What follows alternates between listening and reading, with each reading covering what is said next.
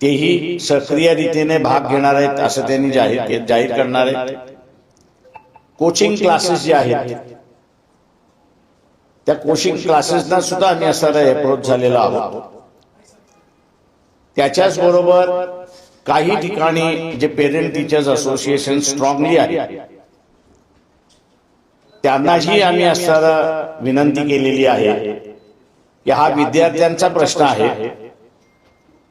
प्रश्नफुटी फक्त असणारा एकाच ठिकाणी नाही तर अनेक ठिकाणी त्या ठिकाणी होत आहे आणि प्रश्नपत्रिका अशाच फुटत राहिल्या तर विद्यार्थ्यांचं प्रचंड मोठ्या प्रमाणात नुकसान होणार आहे।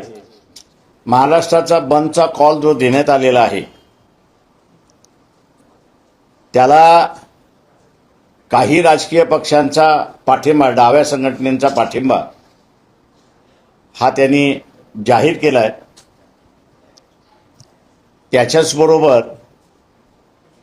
जे छोट्या छोट्या सामाजिक संघटना आहेत जिल्हा स्तरावरती आणि जिल्हा स्तरावरती जिल्हा परिषद पंचायत समितीपुरते जे राजकीय पक्ष आहेत त्या सगळ्यांनी असणारा ह्या मार्चला पाठिंबा दिला, म्हणजे बंदला पाठिंबा दिलेला आहे।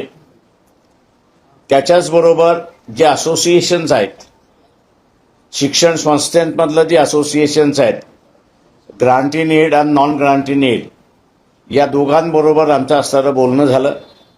सगळ्यात नाही पण त्याच्या काही जणांशी तेही सक्रिय रीतीने भाग घेणार आहेत असं त्यांनी जाहीर करणार आहेत। कोचिंग क्लासेस जे आहेत त्या कोचिंग क्लासेसना सुद्धा आम्ही असणारा अप्रोच झालेला आहोत। त्याच्याच बरोबर काही ठिकाणी जे पेरेंट टीचर्स असोसिएशन स्ट्रॉंगली आहेत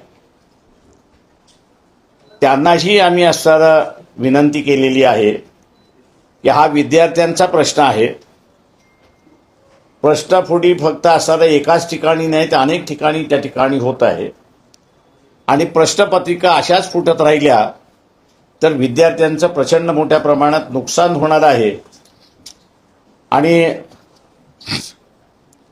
जो मेरिट आपण म्हणतो तोच कुठेतरी इफेक्ट होईल अशी असणारी परिस्थिती आहे।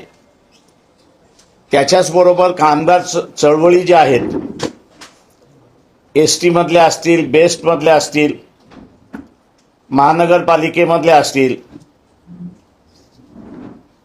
त्याच्याच बरोबर इथला असणारा ट्रान्सपोर्ट जो आहे, ओला असेल, उबेर असेल, टॅक्सी युनियन असेल किंवा व्यापारी संघ जो आहे, या सगळ्यांशी आम्ही असणारं बोलणं चाललंय, काही ठिकाणी झालेलं आहे आणि या सगळ्यांनी जे दिल्लीमध्ये विद्यार्थ्यांच्या विरोधात जो अमानुष अत्याचार केलेला आहे त्याच्यामध्ये एक राग आहे, चीड आहे आणि आम्हीही या बंदमध्ये सहकार्य आणि सक्रिय राहू असं त्यांनी सुद्धा तिथे असणारं आश्वासन दिलेलं आहे।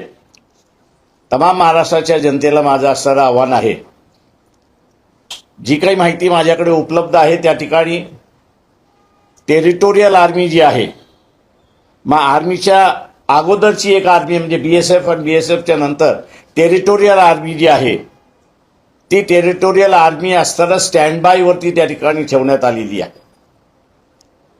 दुसरं जे आहे ते मध्ये जम्मू आणि काश्मीरमध्ये जो रिझर्व्ह पोलीस फोर्स ठेवण्यात आलेला आहे तो रिझर्व्ह पोलीस फोर्सला सुद्धा स्टँड बाय ठेवून एअरलिफ्टिंग करण्याचे सुद्धा आदेश त्या ठिकाणी देण्यात आलेले आहेत।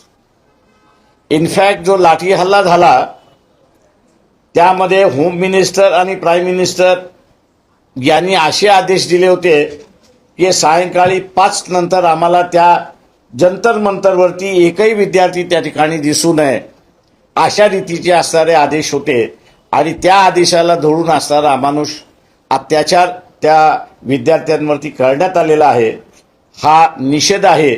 आणि यापुढे माझं म्हणणं असं आहे की महाराष्ट्राने याची सुरुवात केलेली आहे शासनाचा विरोध करण्याचं।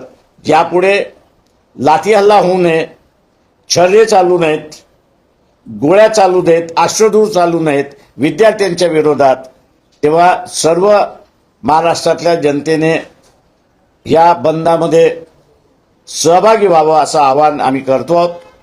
जे राजकीय पक्ष आहेत की ज्यांनी अजून भूमिका घेतल्या नाहीत त्यांनाही आम्ही असं आवाहन करतोय की की हा राजकीय प्रश्न नाही, तर हा विद्यार्थ्यांच्या भवितव्याचा प्रश्न आहे.